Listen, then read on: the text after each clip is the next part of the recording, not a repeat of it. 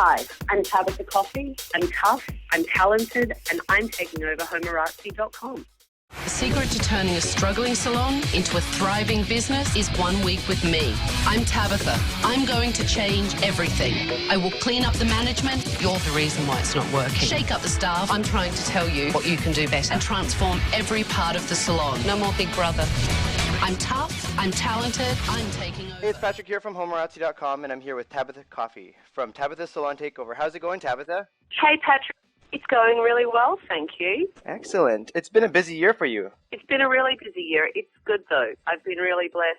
Season 3 started. The book came out. I am really very, very thrilled and very lucky. What have you found filming the third season of Salon Takeover that was different from the previous seasons? I think as the show we've evolved, and I think that's something that just happens when you have a couple of seasons under your belt. I think the show naturally evolves. I think we have had some really good stories this year that have resonated with everyone out there, not just hairdressers, real kind of business problems that people are facing, sometimes a couple of personal problems that have kind of interfered with your business life and they've overlapped that we've tried to face as well. So to me, it's really just about evolution and having great salons that we've been working with and really being able to kind of showcase their stories in the best way to help them get their businesses back on track. And sometimes, in some cases, their life as well. Yeah, absolutely. Now, you were just nominated for a New Now Next award as Most Addictive Reality Star. How does that feel? I know, shut up. I found out on Twitter, which is amazing. Thank God that I'm on Twitter and Facebook all the time. It's really exciting. Yeah, you are absolutely my guilty pleasure this year. Well, thank you. So now moving on to your book, like you said, you just recently launched a book, and it's called It's Not Really About the Hair, The Honest Truth About Life, Love, and the Business of Beauty. Now, what made you want to tell your story in this book?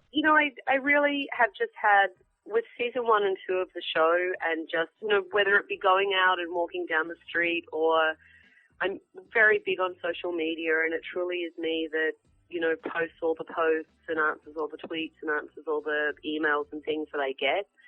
I have just had such an overwhelming response from people that has been incredibly supportive and also asking me questions. And those questions truly were not about the hair. I got asked everything from how did I come out? Why am I so honest? How do I feel like it's okay to be honest? How do I feel like I can juggle all the different components of my life that I juggle?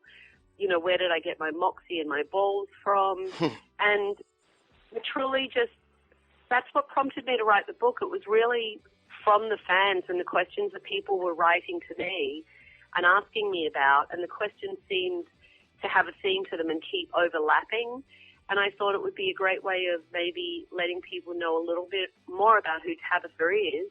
And one of the more personal stories that you talk about in the book is plastic surgery that you had in 1992 for breast enlargement, and it almost killed you.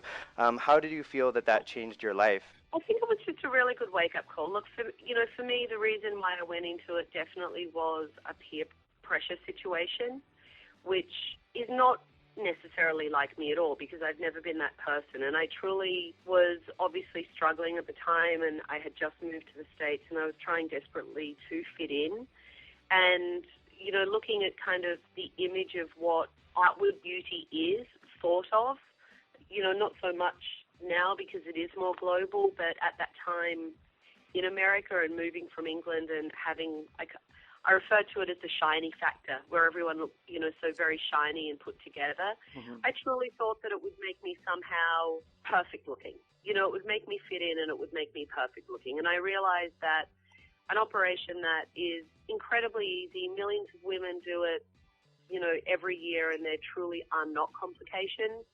I obviously had not only really bad complications, which there are many women out there that have gone through those complications as well. It also showed me that, I would have had bigger boobs, but then it would have been something else. I was heading down a path that I needed to kind of accept me for who I was and the way I looked, good, bad, and ugly. Well, we think you look fierce, and one of my favorite parts of every episode is when you're walking up to the salon about to go in. It's awesome. Well, thank you. Now, you have an acronym for the word bitch, and that's brave, independent, tenacious, creative, and honest. Now, what made you want to come up with that? It truly started with sheer genius, and everyone would call me a bitch. And I really am not a bitch. The Tabitha that you see on television is truly who I am. But that's Tabitha in work mode. I take my job very seriously, and business is business for me. There's a time for fun, and there's a time for business. And I just felt that everyone kept calling me bitch, and it was such a negative term. Mm-hmm. And I truly felt that the only reason that they were saying that is because I stood up for myself and said what was on my mind, as opposed to saying it behind people's back. I had the balls to say it to their face. Right.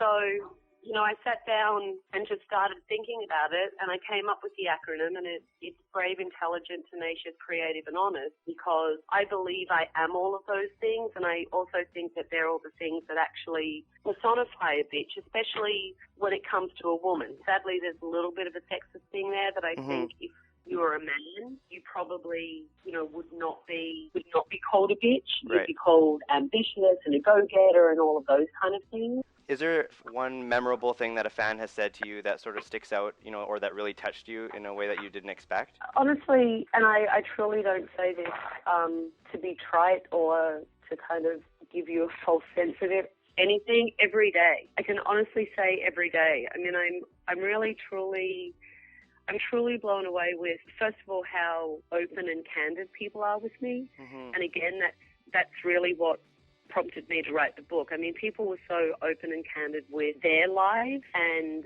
things that they had gone through that I felt I wanted to kind of repay that so that they could get to know me a little bit more. But I've had people, I've had people write to me that are recovering addicts that have told me I have actually got them through their rehab, wow, which is astounding to me. But, I've had people write to me telling me that there's something about me, there's something about my personality, and there's something about, kind of the strength that I have that has helped get them through rehab and helped to get them clean. I've had people write to me and tell me that they have had some pretty, bad physical abuse in their life, and they've truly never been able to kind of stand up for themselves because of what they endured, and reading the book has truly helped them to be able to do that. Well, thank you so much for taking the time to talk to us. You're so welcome. So there's only one thing left for me to do, and that's give me your sight back. But you never know, I might be back.